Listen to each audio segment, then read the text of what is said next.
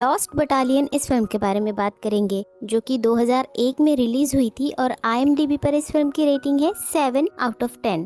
तो देखते हैं इस फिल्म की कहानी क्या है, जो कि वर्ल्ड वॉर 1 के दौरान घटी हुई थी। 1917 में अमेरिका भी वर्ल्ड वॉर 1 में कूद गया था ब्रिटेन और फ्रेंच के साथ जर्मन को हराने के लिए। और जगह है म्यूस एर्गन सेक्टर, फ्रांस, और साल है 1918 का। फिल्म के पहले ही सीन में हम अमेरिकन फोर्स और जर्मन के बीच छिड़ा हुआ घमासान युद्ध देखते हैं। यहाँ पे घमासान बमबारी शुरू है। जर्मन फोर्स अमेरिकन को और अमेरिकन जर्मन्स को बड़ी ही बेरहमी से मार रहे हैं। और इसी दौरान हमारी मुलाकात होती है फिल्म के मेन कैरेक्टर से, जिसका नाम है मेजर चार्ल्स। मेजर चार्ल्स को 77th US डिवीजन हेडक्वार्टर में बुलाया जाता है और वहाँ पर उनके कमांडर चार्ल्स को उनकी पूरी बटालियन के साथ एरागोन फॉरेस्ट में जर्मन्स पे अटैक करने के ऑर्डर्स देते हैं। दरअसल वहाँ जाना मतलब सुसाइड करना होगा, इसीलिए चार्ल्स कमांडर को समझाने की भी कोशिश करते हैं, पर कमांडर उनकी कोई बात नहीं सुनना चाहते। और कमांडर चार्ल्स को बताते हैं कि उनके अलावा भी और 2 बटालियंस हैं जो जंगल में जर्मन्स पे हमला करने के लिए गई है, तो उन्हें घबराने की कोई जरूरत नहीं है। जब भी उन्हें मदद की जरूरत होगी उन तक मदद पहुँचाई जाएगी। और उन 2 बटालियन में से एक अमेरिकन बटालियन है और दूसरी फ्रेंच बटालियन है। तो चार्ल्स को कमांडर की बात माननी पड़ती है,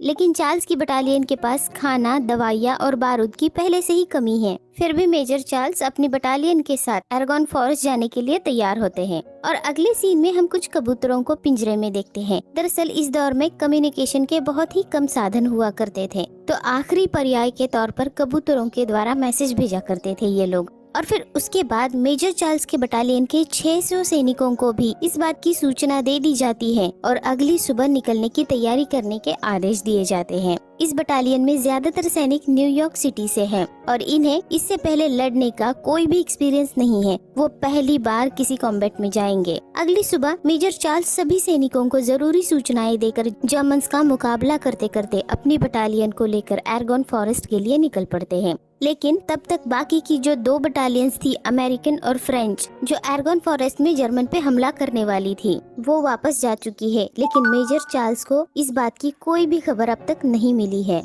मेजर चार्ल्स की बटालियन जंगल में पहुंच चुकी है और धीरे धीरे बड़ी ही सावधानी से आगे बढ़ रही है।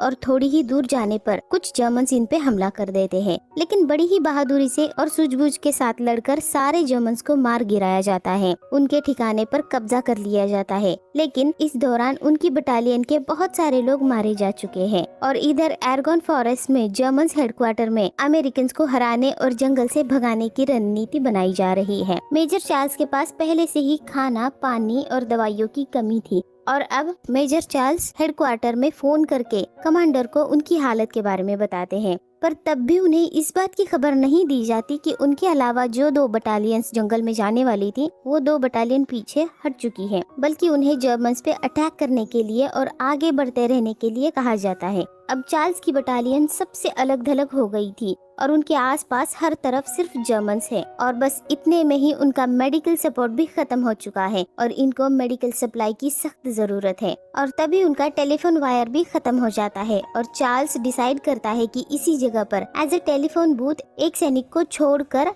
सब लोग आगे बढ़ेंगे और वो जहाँ भी होंगे वहाँ से टेलीफोन बूथ तक एक सैनिक को भेजा जाएगा मैसेज लेकर और यहाँ से हेडक्वार्टर फोन किया जाएगा। उनके बहुत सारे सैनिक घायल हो चुके हैं ऑलरेडी। उनके लिए इन्हें तुरंत फूड, वाटर और मेडिकल की जरूरत है। और तो और इनके पास बारूद की भी कमी हो रही है, तो इन्हें सभी चीजों की सप्लाई की जरूरत है। अपना मैसेज हेडक्वार्टर तक टेलीफोन से पहुँचाने के लिए कहकर चार्ल्स अपनी बटालियन को लेकर आगे बढ़ जाते हैं। फिर कुछ और आगे जाने के बाद चार्ल्स की बटालियन का मुकाबला फिर से एक बार जर्मन से होता है और अब इधर इनके टेलीफोन बूथ का वायर भी कट हो चुका है। इसीलिए ये लोग अब टेलीफोन के जरिए अपना मैसेज हेडक्वार्टर तक नहीं पहुंचा पाएंगे। इसीलिए इन्होंने एक के बाद एक करके 3 सैनिकों को अपना मैसेज लेकर हेडक्वार्टर की तरफ भेजा था, लेकिन उनमें से एक भी वापस नहीं आया था।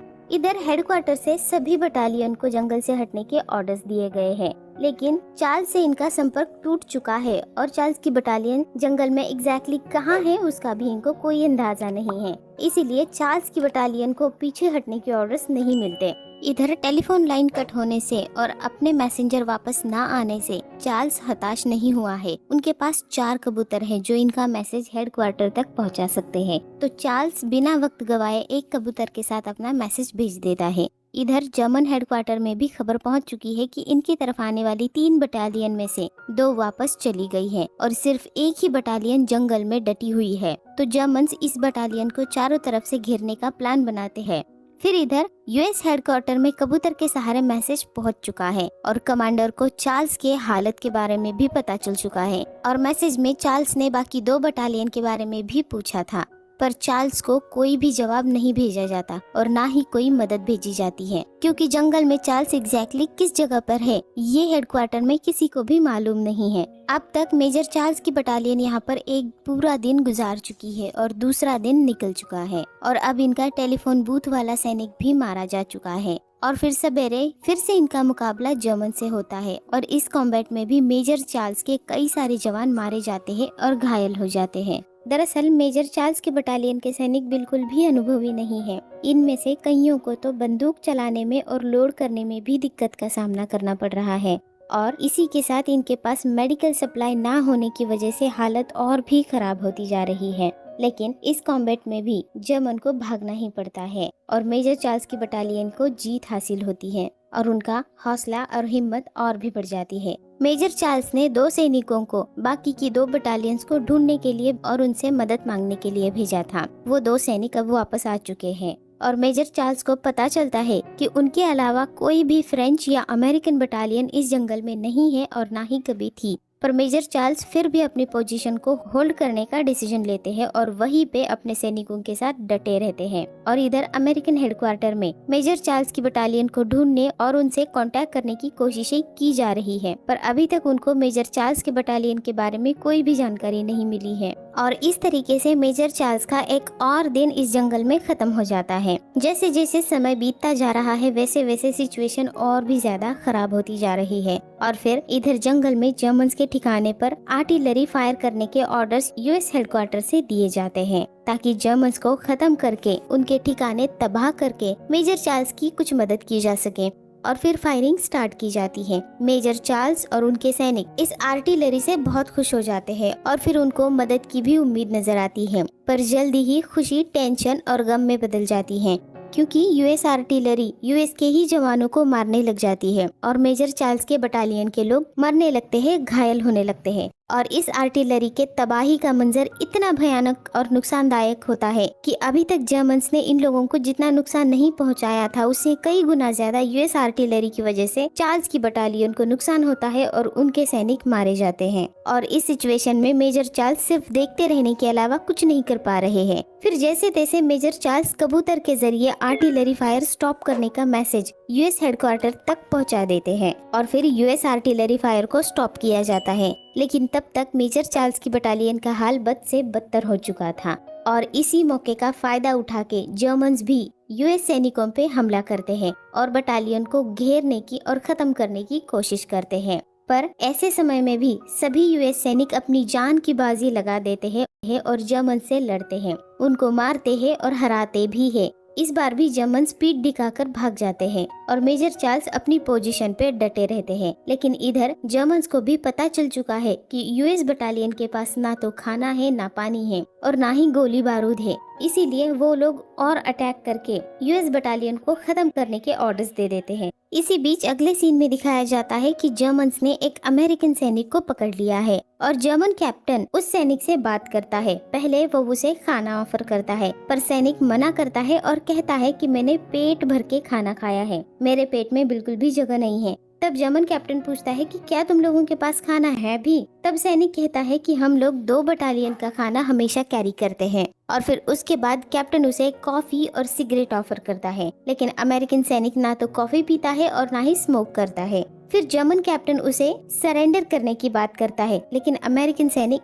सरेंडर करने से मना कर देता है। तब जर्मन कैप्टन उसे कहता है कि जंगल में इस तरीके से मरने से तो अच्छा है कि सरेंडर करो और सरेंडर करना कोई गलत बात नहीं है और ना ही शर्म की बात है। तब सैनिक कहता है कि ये आपके लिए गलत बात नहीं होगी, लेकिन मेरे 1400 अमेरिकन साथी जो इस जंगल में लड़ रहे हैं वो कुछ अलग है। दरअसल सिर्फ 600 अमेरिकन की ही ये बटालियन थी और उनका सारा खाना और बाकी भी हर चीज खत्म हो चुकी थी। लेकिन ये सैनिक जर्मन्स को अपनी कमजोरी नहीं दिखाना चाहता था, इसीलिए वो झूठ बोलता है कि 2 बटालियन बटालियन का खाना वो कैरी करते हैं और उसका पेट भरा हुआ है और उनकी बटालियन 1400 सैनिकों की है। इस तरीके से एक और दिन मेजर चार्ल्स की बटालियन का इस जंगल में बीत जाता है और फिर यूएस हेडक्वार्टर से मेजर चार्ल्स की बटालियन को ढूंढने के लिए एक प्लेन को भेजा जाता है और फिर प्लेन का पायलट मेजर चार्ल्स की बटालियन को जंगल में ढूंढने और जंगल के मैप के ऊपर उनकी लोकेशन को मार्क करने में भी कामयाब हो जाता है। लेकिन तभी जर्मन्स उस प्लेन पे फायर करते हैं और पायलट घायल हो जाता है। लेकिन फिर भी जैसे तैसे यूएस हेडक्वार्टर तक ये प्लेन पहुंच जाता है